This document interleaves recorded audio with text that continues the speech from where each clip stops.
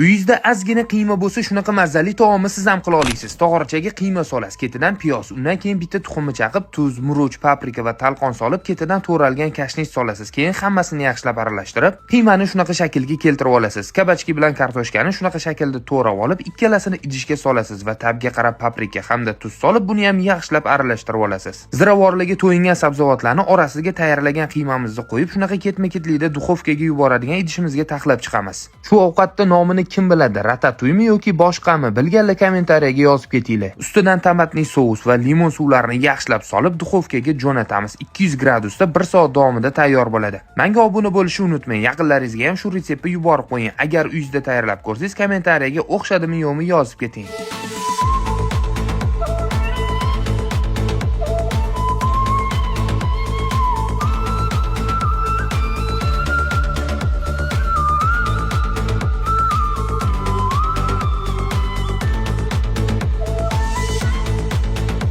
Siz ham yaqinlaringizga saharli yoki iftorli dasturxoniga shunaqa mazali bo'lgan taom tayyorlab bersangiz bo'ladi.